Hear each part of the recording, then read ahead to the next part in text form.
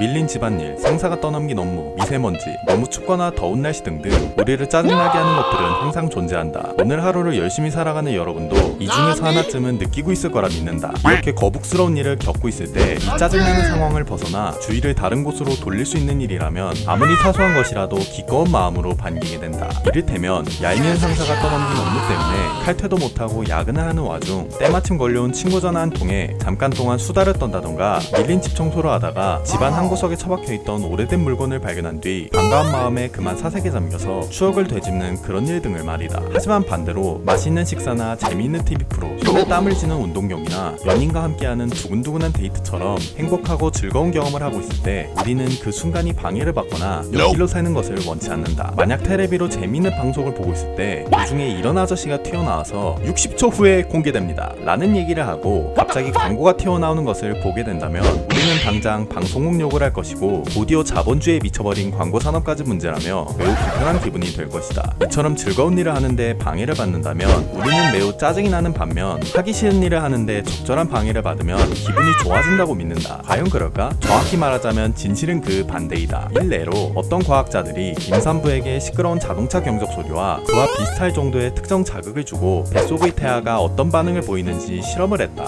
자극적인 소리에 노출되자 처음에 태아는 아주 강한 반응을 보였다. 그러나 자극에 노출되는 횟수가 많아질수록 반응은 그만큼 약해져갔다. 이처럼 반복적인 자극에 태아의 반응이 약해진 현상에 대해서 심리학자들은 습관화라는 표현으로 부른다. 습관화는 우리의 감각을 마비시키는 힘을 발휘한다. 그래서 시간이 갈수록 자극에 대한 반응이 시들해지고 무뎌지는 것이다. 대개 이런 과정은 빠른 속도로 이루어지며 습관화의 저주는 태어나기 전부터 죽을 때까지 우리를 따라다닌다. 물론 그렇다고 부정적이기만 한 것은 절대로 아니다. 습관화는 우리로 하여금 배움의 능력을 갖게 해주는 중요한 전제 조건이자 필수 단계이며 우리가 어떤 행위를 되풀이함으로써 배움을 얻을 수 있는 것도 습관화가 있기에 가능하기 때문이다. 그러나 습관화는 어떤 일이든 시간이 흐르면서 그 자극이 무뎌지게 하는 특성이 있다. 직장에 합격해서 출근을 하든 동호회에서 중요한 일을 맡든 새로 사귄 연인과 처음으로 데이트를 하든 얼마 지나지 않아 우리는 곧 익숙해지고 처음 할 때 느꼈던 짜릿함은 온데간데 없이 사라지고 만다. 이렇듯 반복해서 생겨나는 습관화 과정 자체를 막을 수 있는 힘은 그 누구에게도 없다. 그러나 이런 습관화를 효율적으로 활용할 방법은 있다. 그 방법은 생각보다 단순하고 간단하다. 즐겁고 신나는 일일수록 한 번에 오래 하기보다는 간격을 두고 자주 끊어서 하는 것이다. 그렇게만 한다면 습관화로 인한 무뎌짐을 막을 수 있고 즐거운 기분을 더 자주,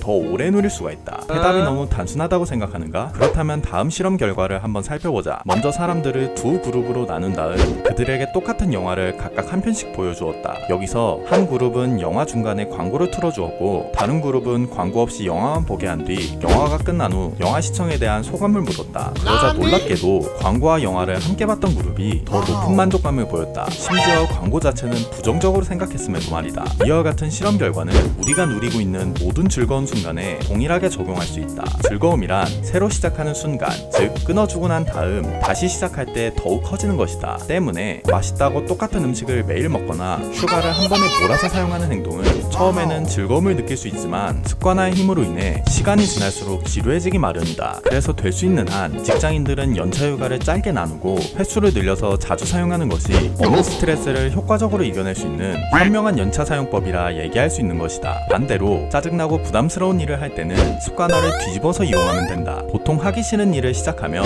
하는 내내 짜증이 나고 기분이 나빠지지만 그렇다고 중간에 그만두게 되면 자극이 무뎌질 만한 충분한 시간이 부족하게 되므로 다시 그 일을 하려고 할 때마다 더 짜증나고 더 부담스러운 기분이 들게 된다. 그래서 하기 싫은 일을 할 땐 될 수 있는 한 한 번에 끝까지 해버려서 습관화의 힘을 빌리는 것이 짜증과 부담을 줄일 수 있는 최선의 길인 것이다. 결론적으로 좋은 일은 짧게 끊어서 하고 나쁜 일은 한 번에 끝내버리는 것이 즐거운 것은 더욱 즐겁게, 나쁜 것은 아무렇지도 않게 이겨낼 수 있는 지혜로운 습관화 이용법이라고 할 수 있겠다.